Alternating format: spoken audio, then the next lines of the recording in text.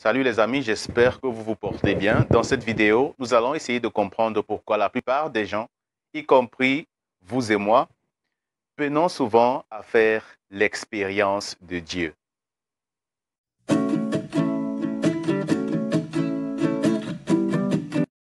Dieu est caché à l'homme et toute l'aspiration de l'homme est que Dieu se révèle à lui. Beaucoup de personnes se plaignent de ne pas faire l'expérience de Dieu, ce qui est compréhensible. Alors, comment résoudre ce problème? Le maître spirituel en la personne d'Anselm Grün nous aide à explorer cette énigme par une question simple. Est-ce que vous vous ressentez vous-même? Anselm Grün dit, celui qui ne se ressent pas soi-même ne peut pas non plus ressentir Dieu. En d'autres termes, celui qui n'a pas fait l'expérience de soi ne fera pas non plus d'expérience de Dieu. Voici une petite histoire pour nous aider à mieux comprendre cela. Il y avait une dame qui cherchait à développer sa vie spirituelle, mais elle se plaignait que sa prière et sa vie intérieure étaient plongées dans le vide. Alors un jour, pendant un entretien avec son directeur spirituel, ce dernier remarque que la dame avait en fait exclu de nombreux domaines de son propre cœur et de sa propre vie. Et c'était ça le nœud du problème, c'était ça la raison de son état de vide intérieur. Elle ne voulait plus réfléchir sur ses côtés dits moins pieux. Elle ne voulait pas réfléchir sur ses émotions, ses sentiments, son rêve de jeunesse d'avoir une famille et des enfants, ni même ses projets d'avenir. Elle voulait à tout prix correspondre à l'image d'une fille exclusivement spirituelle qui croit en Dieu et qui va au culte tous les dimanches.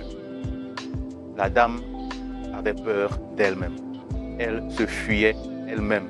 Elle cherchait à s'échapper de la réalité de sa propre vie. Et peut-être que c'est notre histoire à nous aussi.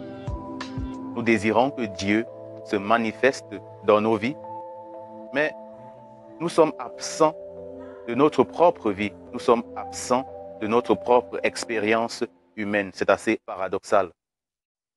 Essayez de vous mettre à la place de cette dame. Et si cette dame, c'était vous? Avez-vous perdu le contact avec vous-même, avec votre propre cœur? Avez-vous sacrifié les aspects les plus vivants de votre personnalité, votre envie d'écrire, de voyager, de changer le monde, d'avoir de l'impact? Avez-vous sacrifié vos rêves, ces aspects de votre vitalité au profit d'une certaine image spirituelle? En tout cas, c'est exactement ce qu'a fait la dame. Et désormais, ces éléments-là manquent à sa propre vitalité. Et si c'est votre cas, sachez qu'il arrivera un moment où votre moi profond vous réclamera ce qu'il vous a toujours inspiré de faire au plus profond de votre cœur. Cela, vous le ressentirez d'une manière ou d'une autre. À présent, j'attire votre attention sur une question qui me fait beaucoup réfléchir. Il me semble que la plupart des gens ont séparé vie et spiritualité. Un peu comme si la vie, c'est tous les jours et la spiritualité, c'est le dimanche.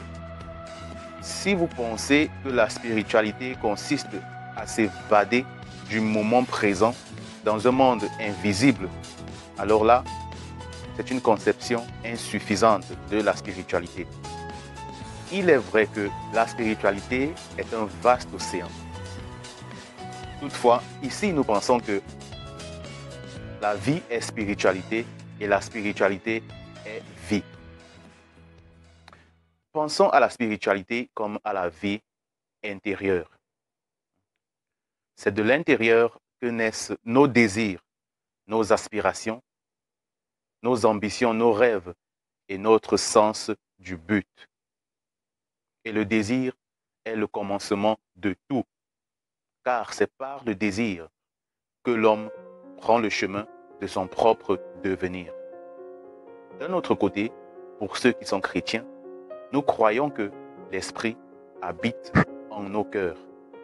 Je ne sais pas comment vous allez reconstituer ce puzzle pour vous, mais ce qui est essentiel, c'est que vous ne pouvez pas simplement négliger ce qui se passe en vous, les aspects personnels et importants de votre vie, et prétendre louer et chercher Dieu.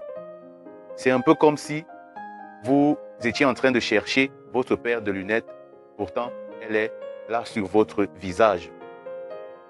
En outre, prenant en considération tout ce qui vient d'être dit, notons que l'expérience de Dieu passe par ce que nous sommes.